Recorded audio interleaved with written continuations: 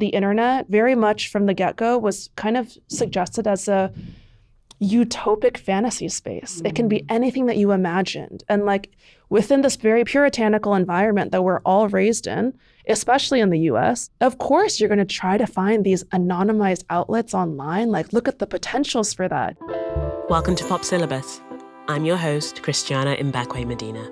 Over the past few decades, our devices, that's phones, computers, and smartwatches, have basically become a part of us. But what if I told you that every type of technology, from the first JPEG to the first live stream to the first cryptocurrency, has a human story behind it, and more often than not, that story is a sexual one? Today, I'm joined by artist and technologist Mindy Seu to talk about her lecture series and book, A Sexual History of the Internet, and how sex workers have directly and indirectly influenced modern technology. Welcome to the show. So happy to have you here. Very happy to be here. I think your work is incredible. Thank you. Came across it a couple years back and I was just like, she's great. I think you're one of the most out-of-the-box, interesting thinkers of our time. Oh my God. I do. Wow. I love what you're doing. I mean, from your work with the Cyberfeminism Index to what you're doing now with your book and your live lecture, A Sexual History of the Internet. I want to get into that because we're here to talk about sex and its influence on the internet. But I think first we kind of have to get into cyberfeminism.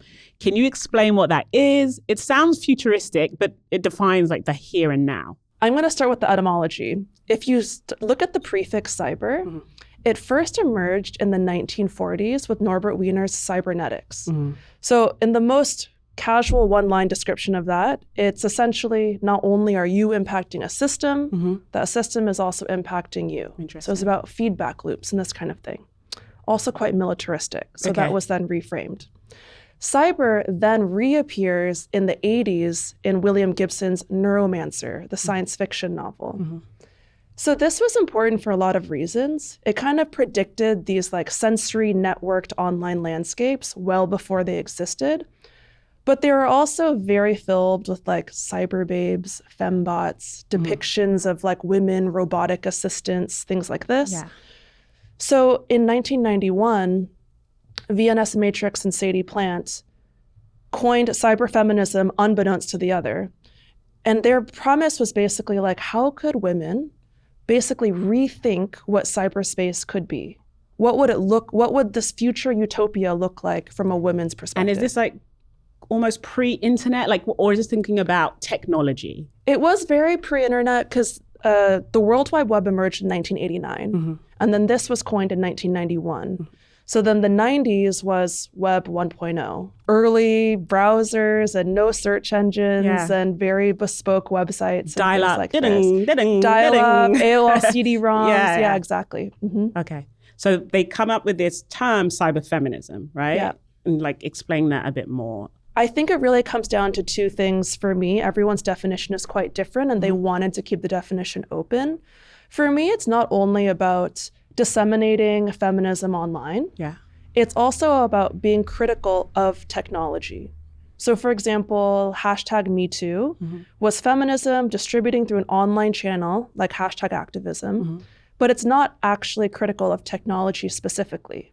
Yeah. Whereas maybe Gamergate is both. Yeah. So for me, those two poles need to be there, or else it's just feminism at large and it gets too unwieldy. Yeah. And for the people at home that may not know, Gamergate was a movement that emerged to really critique the online gaming space and its relationship to women and sexism in particular in gaming, which is pretty prolific. Well, because sexism is everywhere, really. Everywhere, so as you can expect, every industry. There's a lot of sexism in gaming, and it kind of, I think it preempts what the moment we're in now, right? Yeah. With MAGA and Trumpism and the manosphere.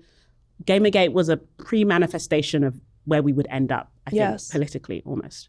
Well, we started to see these whispers of all of the sexism and other just patriarchal norms embedded into these primary companies. And then now we're kind of we had a moment in 2016 to 2021 where people were really grappling with that. And then now it seems like it's toggling back where we're seeing the rise of MAGA and more fascism and this return to traditional values and pro-natalism and all of this. I feel cyberfeminism is kind of the backdrop and the foundation to a lot of your intellectual work. But now I kind of wanted to get into like a sexual history of the internet. And I'd love for you to walk us through a bunch of big moments when sex, and specifically sex workers, have influenced the evolution of the internet. And you talk about Carol Lee, I think her name is, who coined the term sex work. And I'd love for you to talk about that, because I'm really interested in like, what is it about sex itself that means it kind of has this symbiotic relationship with the internet? Because I'm going to be real. Like when I first came across you and this idea, I was like, are you sure? And then I got into it, I was like, oh my God, she's right? It's really insidious. It's really insidious, but let's get into it. Let's break it down. Yeah, let's break it down. Okay, so if we think about the origins of the internet or like online infrastructure, it really has its militaristic origins. The US government and a bit of academia like Stanford and UCLA were funding these big tests for developing protocols, developing technologies like head-mounted displays. All of these things were trying to push forward the US Defense Force, like ARPANET and things like this. And is this like kind of Cold War-y, or is this? This is all mid-century. Mid-century, yes. Okay. But if you think about sex and war, they're really mechanisms of power. So this is probably why we see so much sexual assault as a defense mechanism in wartime or just generally in patriarchal environments.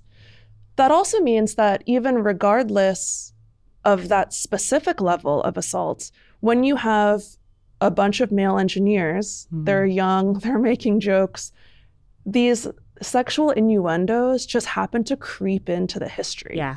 So one of the first nodes on ARPANET was on a Sigma 7 computer using the SET-X operating system, but they truncated it to Sex OS as a joke. Okay. So there you go. So it's like bro humor, which invariably involves like dicks and sex and women. And it's just like making jokes for themselves, because at that time, I'm sure all the rooms were very male dominated, even though women were the first literal computers. Yeah. There were women who would make computations, and they were called computers before we had actual computers doing this kind of thing. But this goes into a lot of digital things that you might think of. Think of the JPEG. So Alexander Sawchuk and his team at USC was testing out compression algorithms, and they used a photo of a Playboy model, Lena Forson. And it was the only time she ever appeared nude. They just used it as a test image, and it was analyzed billions of times, was used on all sorts of computers and mechanisms, and ended up as the JPEG that we know. She has been credited, but also received no financial attribution. And she didn't consent. She didn't consent. Yeah. It was essentially theft and extraction. And it got to a point now where if you use her image in like a computer science journal or something, it's completely banned. But for decades, she was the primary test image. Yeah. And she basically kind of disappeared and doesn't do press interviews or any of this. Yeah. One of the first computer-generated ASCII art. So ASCII is a drawing style where you use characters as pixels. Okay. So imagine like an image of you made up of like multiplication signs and periods. Okay. As a joke, they were testing out computer-generated imagery. They printed a 12-foot-long mural of a nude woman and put it on the wall as their boss's office at MIT. And that became one of the first examples of computer-generated art. It ended up at MoMA. Like, it's just part of the history. Can we talk about how sex workers have influenced the evolution of the internet and why sex itself? Yeah. So Carol Lee, as you noted, coined sex work, but there's so many correlations in Web 1.0 to present, Web 3, where sex workers were really innovators in this space. So of course there's in-person, on-the-ground sex work. With the advent of Web 1.0 in the 90s, a lot of sex workers started building out their own web pages for the first time. At this point, it wasn't as restricted and policed. So they were like coding. Now. They were coding, they were building their own websites. A lot of their work led to chatting, to higher bandwidth for streaming images, things like this, like women doing experiments online. Of course, this was then co-opted by like big porn, but that really pushed forward, like men wanted to chat with on like camming models. Yeah. So then they built out chat fields, things like this. Okay. One of the reasons for VHS's development. So if you look at contemporary times, because the work of sex work is so policed and villainized on mainstream platforms, think about like the MasterCard controversy being pulled off Pornhub and things like this. Sex workers, I think, are natural innovators, and they would push forward a lot of the new cryptocurrencies that we saw on Web3. So in like 2016-ish, my friend Ezra Soraya Paget, who's a linguistic anthropologist, she studies how at that time there are cryptocurrencies emerging as like speculative products, but sex workers were using them as actual like currencies. Yeah. Like Ali Eve Knox was pushing forward SpankChain, which was a very common cryptocurrency. There was Titcoin, there's Nafty, there's all of this. And is that because they don't want their income to be traceable? Like, what is it about cryptocurrency that works better than fiat currency for like a sex worker? Cryptocurrencies have changed, right? Like in the beginning with cryptocurrencies, blockchain, decentralized protocols, people were really treating this as like a liberatory technology. Like we can redefine what banking looks like. Decentralization. Yes, exactly. Like this system isn't working for us, whatever. And there was a couple years where that really was the sentiment.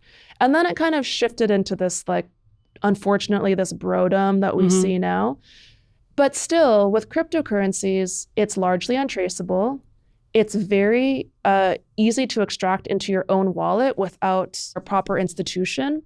It is more volatile, so people cash out more, but your money isn't being policed. If you had money stored in PayPal, for example, and they found out you were doing a version of sex work, which we can unpack because that's very broad, then they could just empty out your account. And you take your money? They would just lock it. Okay. Which also means you would lose it. Yeah.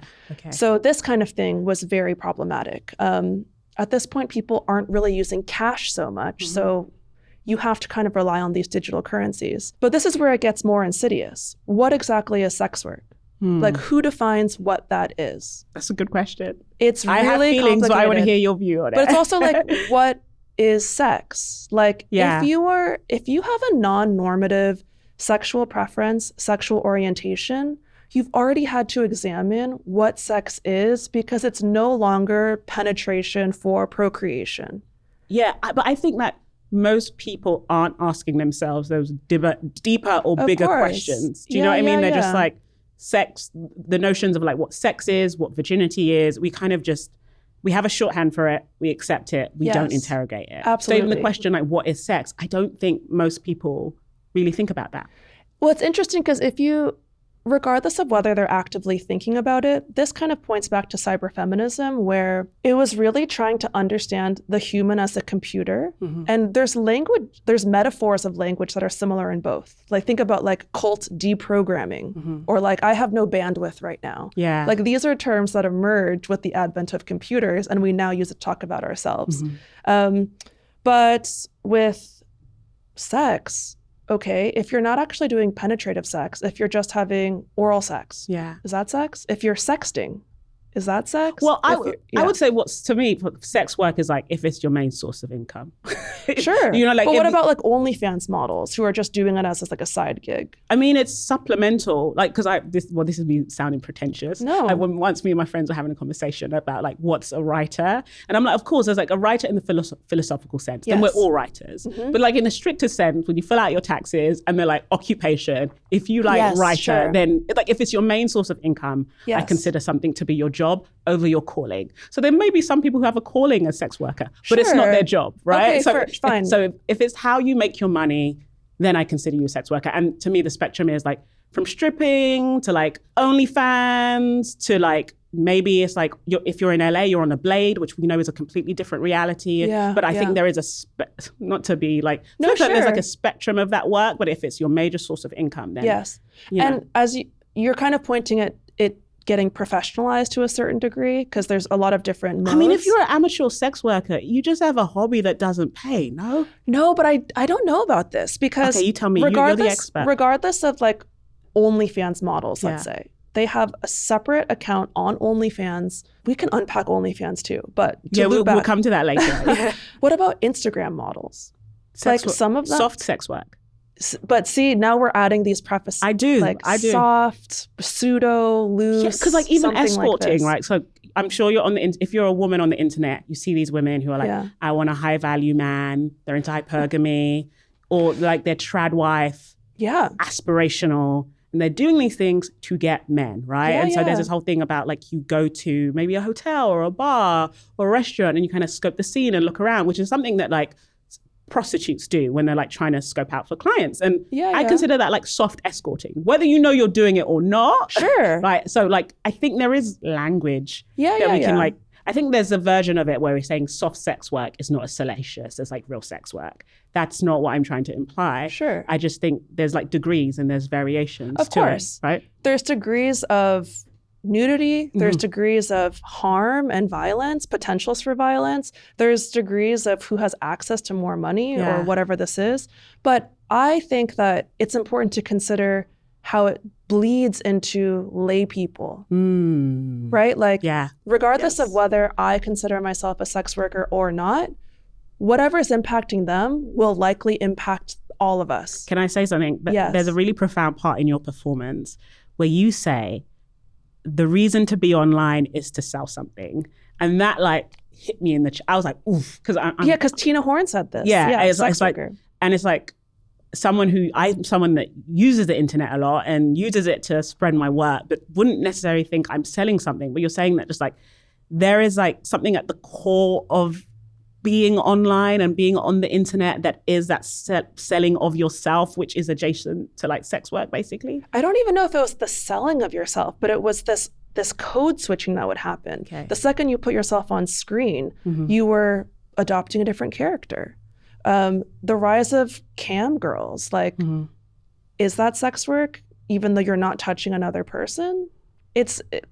All to say, all of this is very, very blurry. One of the people also cited in the book is Mistress Harley, who was an IT professional, now dominatrix. She coined tech dom. She pushed forward this very niche strand of BDSM called data domination, where she basically gets remote access to her submissive's computers. Okay. Does she hack them or they just let her in? Well, you always have a consent plan, whatever that looks like. And it's mutable, of course. Okay. She could then access to whatever they consented to. That could be looking at hidden folders. That could be accessing bank accounts. That could be posting things onto their public social media. But they'd never do in-person meetups. There's no nudity. There's no touching. Why is that considered sex work? Interesting. See, this is the thing that I think we have to tease out here, because she is being punished, quote unquote, as a sex worker, even though she's not participating in sex as it's publicly defined. But it sounds to me like there's a degree of sex work that doesn't involve sexual contact. Of course, like financial domination, pay pigs, this kind of thing. Yeah. Right, but doesn't it still then fall under the umbrella of sex work? Because then I'm like, then what is it? This is why it's dangerous, because if we rely on the US government to tell us what is moral through the law, we are all screwed. Oh yeah, I don't consider, it's not a question of morality for me. No, but it's not about, morality or not. Yeah. Let's say legal or not. Yeah. Right? However they define sex work, which they don't really have a very clear definition, but they're also openly able to villainize and police certain people if it falls under this thing. Yeah. So how are they meant to behave in this kind of setting? I think it's really hard because, for example, in the 70s with the rise of these obscenity laws, there were a few films that came out that were considered obscene. They showed no depictions of sex, but they showed interracial couples, because at that time that was illegal. So we shouldn't allow the US government to tell us what is obscene without clear conversation with people in the space, because it will impact the rest of us. I hope a takeaway from this is to not relegate sex work into a very clear category, because it's very insidious. It creeps into everything that we're doing. We likely experience this too. Like, if we're on Instagram, maybe 1 degree of policing is you say something or post something that they don't like, so it's just algorithmically made invisible, right? No one really sees it. A step above that is it gets erased or deleted or removed, because Instagram has very opaque community guidelines or whatever they consider obscene. There's rumors where if you do something that's illegal on these platforms, it's then jailable. So if I post something that Meta doesn't like, then is that suddenly jailable? Yeah. Like we can see this trickle down effect that gets really dystopic very quickly. But don't you think we run the risk of diminishing the actual work of sex work when we like widen the definition so much? You know, I think about the young women on the Blade who are physically having sex with clients. They actually have no legal protections. Forget the exploitation piece, but it's very, very hard work, right? For me, it's a difference between being in an office and the CEO works in the office and the cleaner works in the office. But those are very different experiences. Of course, sure. So if we just say, well, they're all workers. But I'm like, well, the CEO has health insurance, he has his salary, he has his respect. However, the cleaner has a very tenuous relationship with money. This is a great breakdown. Yeah. I think that everything I described earlier about the expansiveness is maybe about trying to deprogram in our brains what is sex and why we are different from other people, right? It's trying to be an empathetic device. But as you're saying, the opposite end of that is, regardless of how we're deprogramming ourselves, it's also a very real field with very real legislation and very real repercussions. Yeah, the definitional creep is something that we kind of have seen, like, for sure. Even the idea of like being neurodivergent or on the spectrum, right? Yeah. People are like, I have an ADHD diagnosis, I have an autism diagnosis.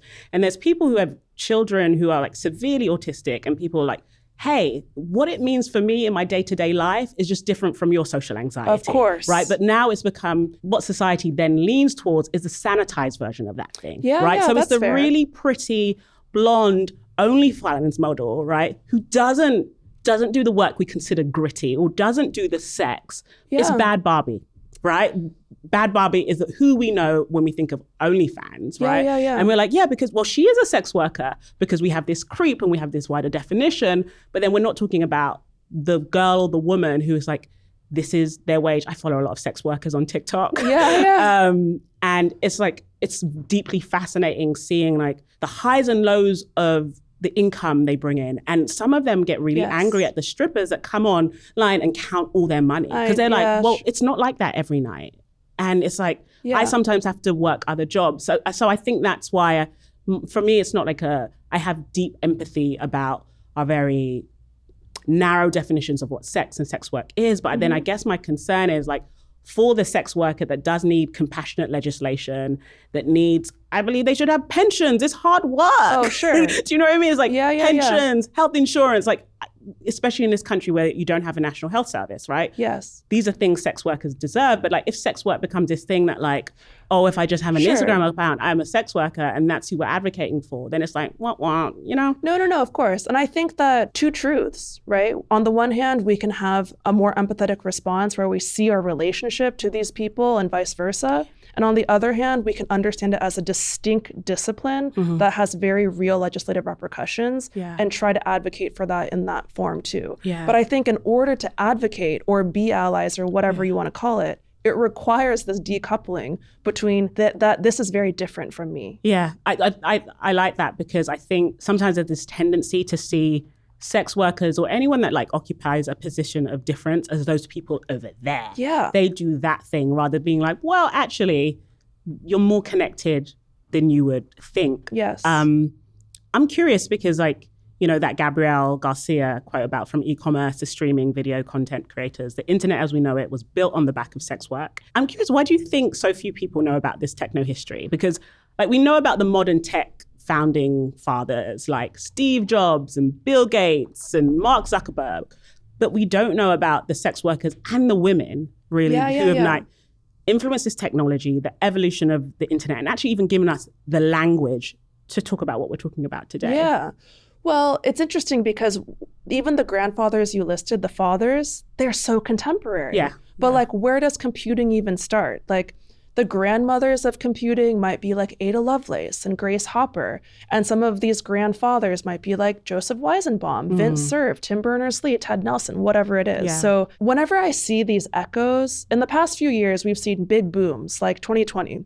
Metaverse is the future. Yeah. 2022, it's all about blockchain. Oh my God, yeah. 2024, it's all about AI. And all of these waves have very, very clear historical roots. So I think it's understanding that technology is finally catching up. Like it's incredibly technically proficient right now, which we had much harder time with in the 80s, let's say. But this stuff isn't really new. So similarly, we can start to see that role in some of the fear-mongering or anxiety that's being produced, or the opposite end, like the techno-evangelism of this thing will save us. Oh yeah, save the world. But why don't people know about this sexual history of the internet? I think partly it's because if we think about a public record, for the most part, we've prioritized a textual record, right? This is where academic citations come from. Things have to be peer-reviewed, vetted, published in reputable journals, all of this in quotes. Come from the academy or the mainstream press, right? Yes. Those are who we look to for these. So if something is considered taboo or just not in vogue, it typically transfers through oral histories, through community citations, through things that are much harder to track. I really believe in gossip as an information sharing network. It's not gossip, it's oral history. Absolutely. I love gossip. It is a social citation. Love gossip. If the people who say they're against gossip, they don't understand that it's so sexist. Yeah, they're always men. The root of gossip, I just learned, comes from godsip, which basically stood for the female best friend or midwife. If you think about how this percolates up and then develops a negative connotation, just shows how much we villainize women. You don't friendships. have to sell me on gossip. I'm a gossip evangelist. So everyone should do it. Then mapping this to technology history. Yeah. Okay, well, there you go. Yeah. It just gets buried. Yeah, it gets buried because, that I never thought about the relationship between gossip and sex workers and history writing. History writing. It really depends who writes the histories. Okay. And what I love about what you've done, you are writing that history. And you're kind of indexing it and bringing it all together. You talk about the physicality of actually the technology we use. It's not just the abstract, it's the physical objects. You compare phones to sex toys and say, on our phones, we sext, we send nudes, apps scan our environments for erotic encounters, our phones respond to our touch, it's pressure sensitive, it vibrates. That bit made me laugh. And I think the retro rotary phones are kind of phallic if you kind of squint when you look at them. But I don't think people make such a clear connection between the phone itself and sex toys, or how Ali Nar, I think her name, compares computer mouses to fetish objects. Yes. Can you tell us more about that? And it's is that something you always intuitively knew from the first time you were using phones and computers, being this is something to do with sex? Or was it you had a specific moment and it all came together for you? No, I think this is after years and years and years of trying to understand how you would actually define technology. It's very, very hard. What is sex? Who knows? Yeah. What is technology? Who knows? Yeah. The bounds are so loose. This kind of points back to cyberfeminism. So cyberfeminism basically insisted that this cold, sterile, militaristic internet was actually visceral and slimy and embodied and part of an ecosystem. Sending an email has a carbon footprint.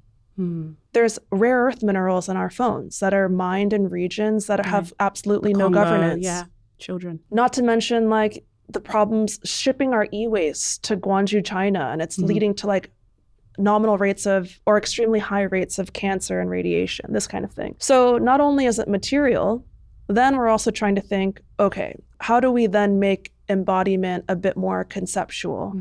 Dildonic, which sounds like the root is dildo, was coined by Ted Nelson in Computer Lib Dream Machines, which some people consider a tech Bible of sorts. This later turned into teledildonic by Howard Rheingold, who also coined virtual community and this kind of thing.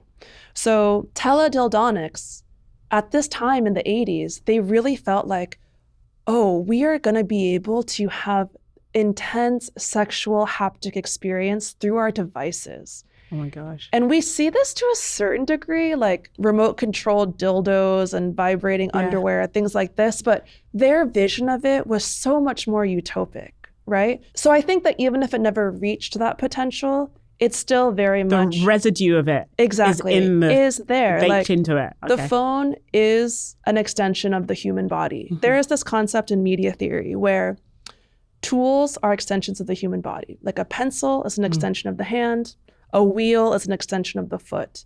And when you start using these tools, it trains the brain. However, if I use a broom to sweep, I can also turn the broom upside down and use it to break a window. This is a breaking or a subversion of the tool, And that also then retrains the brain to not kind of accept the conditions where tools are presented to us. So I think similarly, we have to kind of understand that all of these tools can be broken and misused in some way, and we don't have to just follow the conventions that are presented to us. With the phone as a sex toy, okay, the phone is an extension of the human body. It's basically an appendage. It vibrates. I sext through it. You send nudes. You're making me feel very boring because I don't send nudes. Okay, regardless of what the royal I don't you, sex much. Even though I have 3 kids, I don't sex much. the royal you sends nudes. Whoever watches porn, whether it's audio porn or the like, there are so many different ways to feel desire through our phones. Yeah. And the biggest sex organ is the brain. So I think that this desire building, if we think about it in that form, the phone is definitely an extension of that. It also then points to like these histories of the computer mouse, which is also in this performance. You talk about the role. I don't know. Mindy speaks about how that middle section, the rolling pin, right?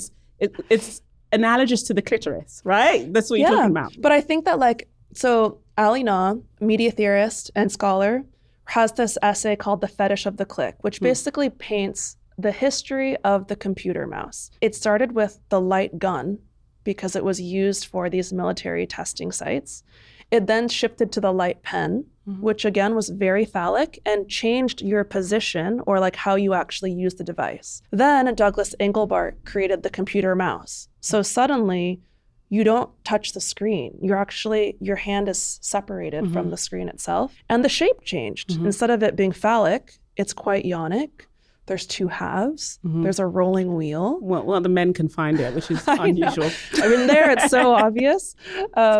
What we have now is the trackpad or our devices. Yeah. So even if it doesn't look yonic anymore, it's still pressure sensitive. Yeah, it is. It's haptic. Again, this is a very conceptual pattern that Ali Na traces, but I think it's a helpful way to, again, examine what are the roots of these things? How is it modeling human bodies? How are humans connected to computers? And off the human bodies thing, you question why so many of our body parts are named after men. Because I think what I love about what you do is obviously it's like you're focused on like the digital interacting with the physical world, but it's very analog because you're like our actual physical experience, like fallopian tubes are named after Gabriel Fallopio, Bartholing gland after Caspar Bartholing. The Kegel muscles are some bloke called Arthur Kegel. I didn't even know that. And then the G-spot is a German guy, right? Ernst Grafenberg. Right. So there's like this paternalism and misogyny and erasure that isn't just like in the internet, right? It's actually in our physical bodies. Which then thinks, okay, why is this happening? Because are our bodies landscapes to be conquered?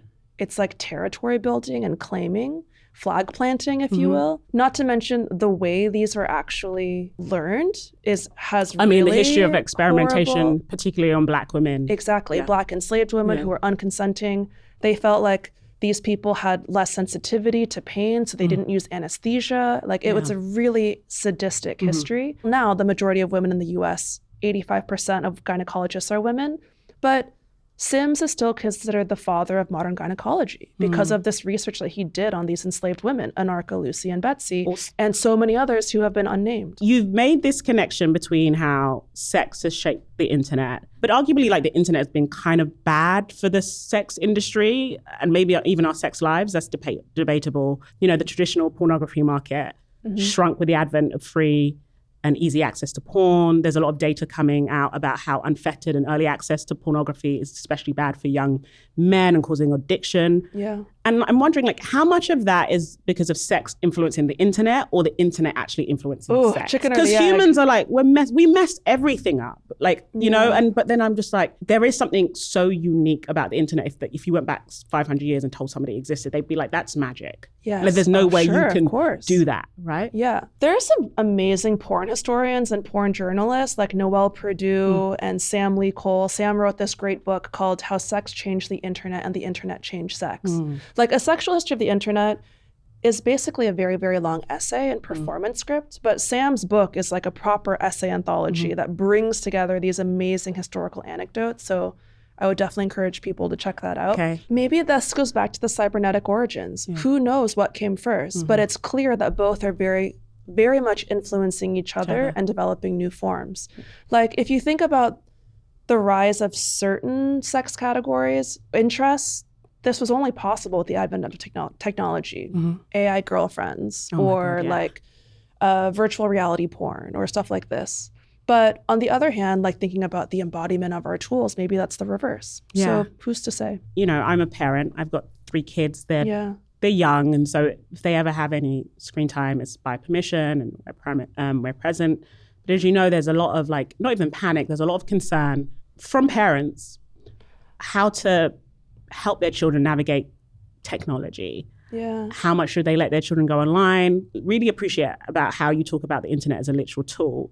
An extension of the human body. How are you seeing like the embedded sexual nature of the internet affecting women, especially girls?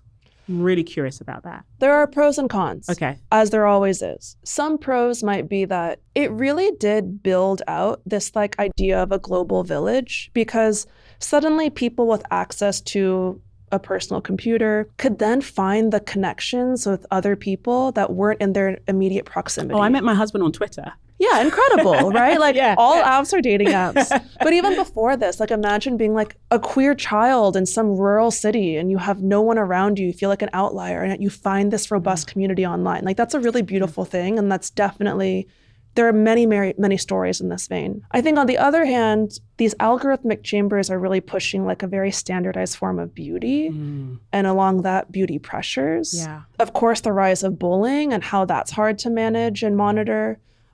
There are a lot of things that have made being a young girl online much, much harder. Related to this though, it's really tricky because when new legislation is passed, it's often positioned as we have to save the children, like these new age verification laws that are rolling out across the US. No one wants underage people to have access to adult content, but to implement laws without consulting the people in the adult industry is extremely dangerous, because they're basically rolling out this new thing about age verification. In order to access an adult website, you have to first add your credit card and add your license or passport, and you have to validate it, like have a video of yourself, like with your thing.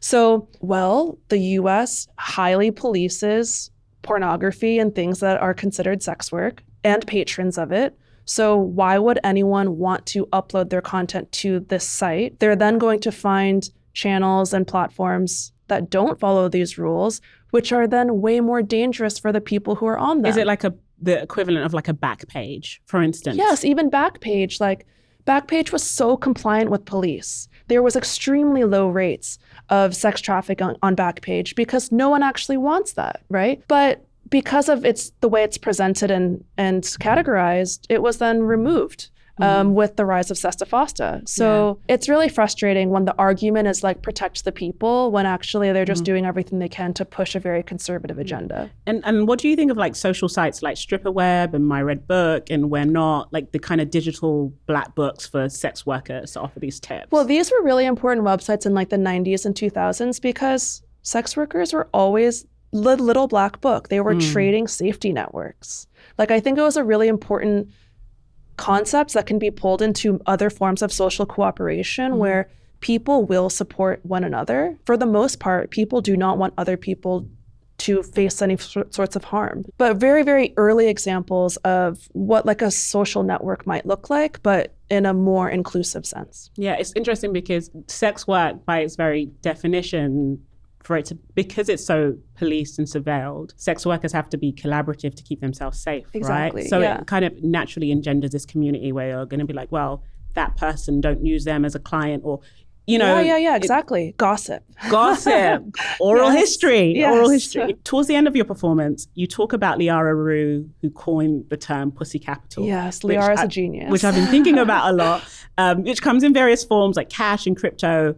You highlight, though, how because of AI, many sex workers are losing control over their performances, their images, and their data. How are you seeing some sex workers experimenting with technology to kind of gain more control over their own pussy capital and like a semblance of autonomy. Because I think the rise of AI, I'm a writer by trade, it's a thing that terrifies people that make stuff as a living, whether it's like very abstract or whether it's like you using your body. As you're talking about sex workers as this site of innovation, they're already thinking of ways to like circumvent the technology. Yes, for sure. Leora Rue is sex worker, tech writer, really important convergence of the two spaces. She has this great essay for eFlux called Pussy Capital, where she also talks about AI and automation and the histories of these things. If you think about, my background's art history or art historical, there are a lot of contemporary artists who are really trying to propose alternate ways we might think of how our image is presented online or in these data sets or in whatever pool. So Sarah Friend, who's a media artist based in Berlin, she has this project called Prompt Baby, where she trains an LLM on images of herself. Okay. She then sold NFTs where the collector is buying access to an image prompt, not to an image. Okay. So they would send her a prompt like, I want to see Sarah Friend in this position, or I want to see Sarah Friend doing this. Sarah can then accept the prompt, reject it, or negotiate it. Okay. So it's showing how you have autonomy over how your image is rendered. Okay. And it was really successful. But then the AI makes the image, but then she doesn't have to physically Once she approves it, then she can generate the image, and then they get access to that image. I don't know how I feel about it. Just AI creeps me out. It just creeps me out. That's fair, yeah. I mean, I think... But I love how she's using it. I like when women create a scam to make money. Because it's a genius. Because she doesn't actually have to physically do the thing herself, but the man prompts and then he's paying her, right? That's genius. Well, and like within automation, even without AI, so much of this work is automated. If you're a client chatting with like a top OnlyFans model, you're talking to the model. Oh, are they using AI? They're hiring people to cosplay as the model and write messages and et cetera. Do you know what? Can we talk about like the Lily Phillips and the Bonnie Blues on the world? Because I know you have a lot of feelings about OnlyFans, which we haven't got to, so I want to hear about that.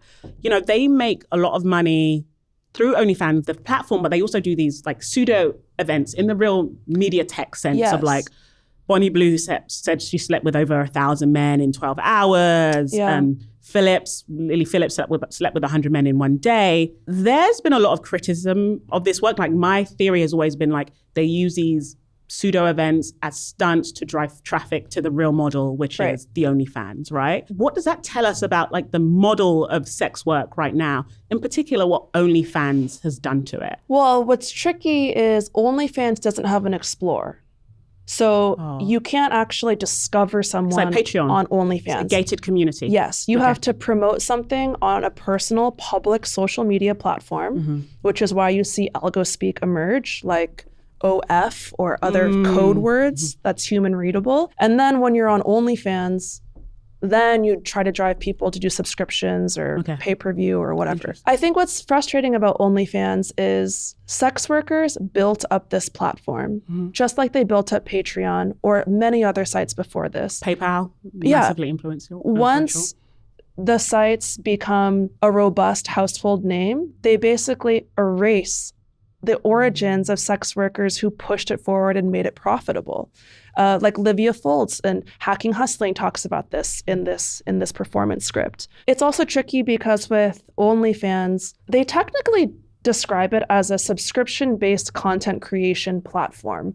It's not only for nudes or this kind of thing. So you can have a cooking channel and you can also post salacious photos, but you have to toggle if it's adult or not.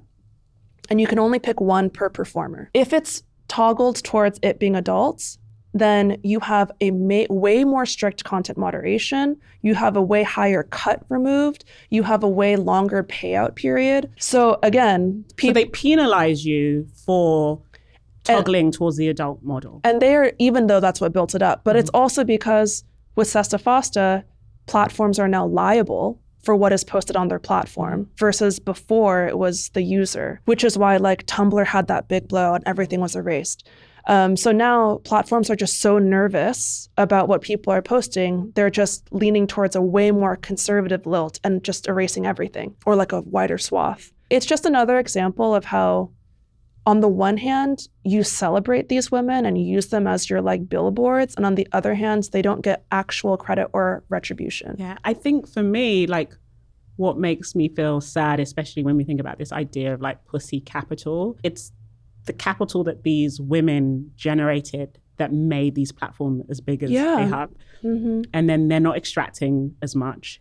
And there is that they're having to use their bodies to do it. Like, it's like, feels like layers of exploitation, and they're trying to claw back some autonomy, but they're never going to win as big as like the founder of OnlyFans. Do you know what I mean? It's like, it just like in this kind of capitalist transaction, no matter what the sex worker does, they are on the losing side. And really when they are generating like billions in income and seeing maybe a slither of that. Absolutely. And it's just, for those people who are constantly villainizing sex work, it's another example of how we blame the individual for systemic problems. Yeah. Sex is such a big part of human nature, right? But so is love, so is birth, so is death, right? Why sex being so influential? Like, why not love? Do you know what I mean? Why not just desire? Why not joy? Like, there's these other things that are like a big driver of the human experience. Why isn't that the thing that was like inspiring these engineers or inspiring the innovation? Like, have you got an answer to that question? Framing it that way, I'm not quite sure. I think that like, at least for the title of this performance, A Sexual History of the Internet, sexual, because of the root sex, is basically, it has multiple definitions. It could be sexual, but it can also be sexist. It could be sex as in gender. There's a scientific, intellectual, and conceptual take for how to put it. And I feel like it's kind of like a sexy word, but once you look into it, it's unpacked a bit more. No, but I think it's a brilliant container. It's like really thought-provoking. Do you think there's something to with sex being taboo? I think part of it is the internet, for very much from the get-go, was kind of suggested as a utopic fantasy space. It can be anything that you imagined. And like within this very puritanical environment that we're all raised in, especially in the US, of course you're going to try to find these anonymized outlets online. Like, look at the potentials for that. And I think having spaces to explore these fantasies, sexual or not, is very important. Especially doing so in a communicative and mutable way. Like, we have to figure out consent systems that allow people to change their mind and reconfigure the norms.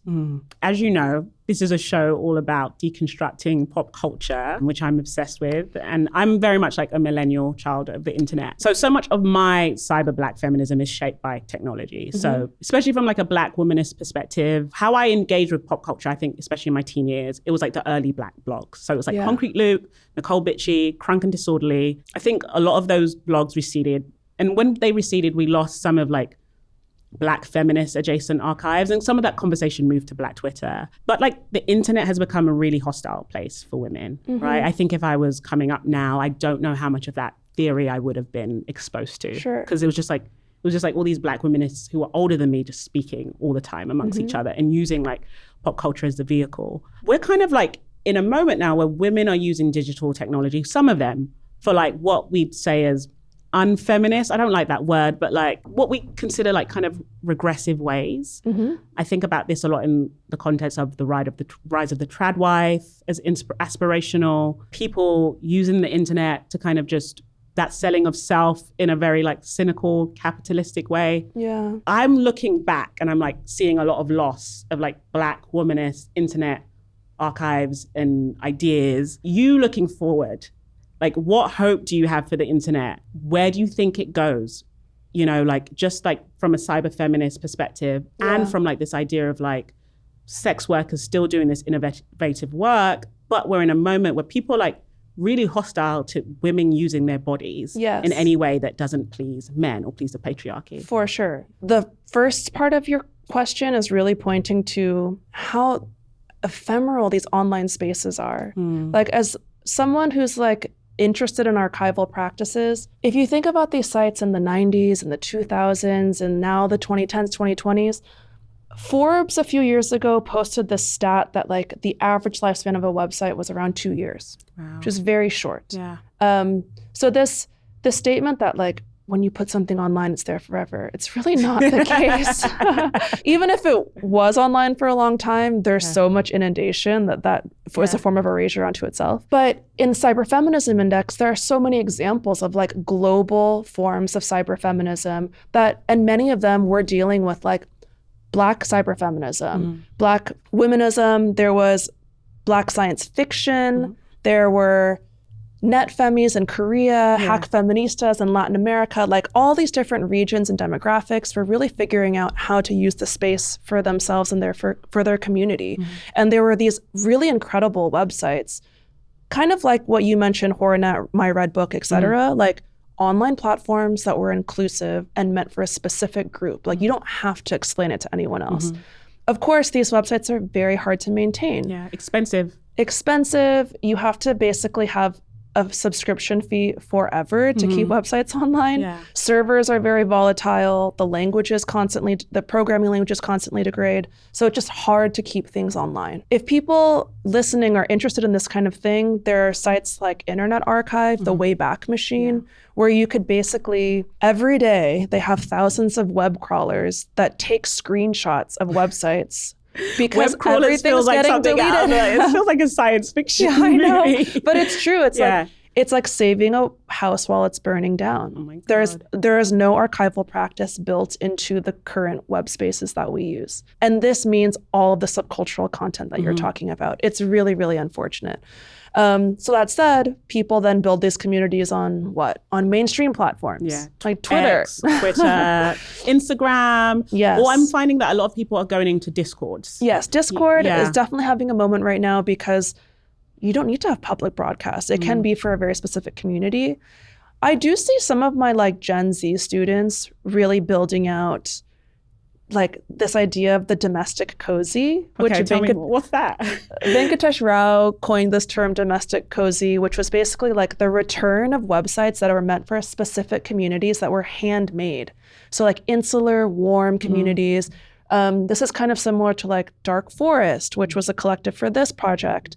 The Undercommons, like all the marginalia, what is existing there? People are building these sites like Gossip's Web and things like this. But again, it feels similar to like the big push of the open source movement. While there is grassroots momentum towards them, unless you have resources, they're very, very hard to maintain. So starting something, easy. Maintaining it, much trickier. But again, there are collectives that are thinking about new forms of governance, new forms of social cooperation, how they can pool money to make these sites live on for longer. And I do think that generally the sentiment for our online environments is bad. No one likes what we have. So inevitably, by the way, something on will either change. Side of the political spectrum, everybody's unhappy. I know. Isn't that the weirdest thing about it? Yes. Like I have friends that believe lots of different things. No one likes the internet. And I'm like, so then what's it doing? This is why the tradwife thing doesn't make sense, because tradwife reemerged, yes, because the rise of MAGA and fascism, but also because people are broke. Yeah. Like, it's a luxury to be at home and have someone pay for you. That sounds great. Yeah. But yet everyone in the tradwife movement is pushing all their content online, and they're content creators. And that is work. Money. Yeah, there's like an irony and a paradox at the center for it. But like, I think it's like, I would speak about a lot of millennial women that I know. They're just burnt out. They're really tired. Yes. And they're like, why have 10 bosses when I can have one? Yes. And it's a man. Sure. Mind you, I don't want a single boss. Me neither. I don't like people telling me what to do. So I'm with you. Do you know what I mean? But figuring out that model is, I understand why people are stressed about this. Yeah, I have no judgment towards like the woman that's like, you know what, I want to take care of my kids and my spouse and my family, because the world is burning down and no one cares about me anyway. I think is a very logical reaction. I just think long-term, men can't be trusted. So it's not a good idea to make a man the sole source of your income. But if he dies, maybe you get an insurance payout. But sometimes men forget to pay their insurance. I don't know. I just don't think it's a good idea. No, there are pros and cons to this, and it's very dangerous and tricky. But I understand the impulse. Yeah. And in like the deep, dark corners of TikTok, there's this other strand about people who are pro-natalists, people who want you to have kids. They think that this is propaganda from the right wing to basically push this idea of the nuclear family back. Also because when you have children, you can no longer be radical. Yeah, that's interesting. You need money. You have less time to protest. You cannot be anarchists or all of this. So that goes hand in hand with this rise of tradwife too. Pregnancy radicalized me though. It was so horrible. It was like, nothing made me more pro-choice than pregnancy. Wow. I was like, no woman should have to do this if she don't. Like, seriously, and like, you know, I have a religious belief system. Like I was raised Christian. I'm a believer, like, even though I'm like very radical in my sense of belief. Sure. So I've never been like a pro-lifer because I believe in bodily autonomy, but it was the experience of pregnancy that made me really radical. And then it was experience of my second birth, my child needed to go into NICU, that made me even more deeply believe that America should have universal healthcare. Yes. Because I was like, her survival shouldn't be based on a hospital having a certain level of NICU. Absolutely. Do you know what I mean? So yes. I actually think for some women that birth and pregnancy can be like this deeply radicalization, this moment. But what happens, raising the children makes you so tired. I know. You can't have no energy. You can't burn the house down. Yes, exactly.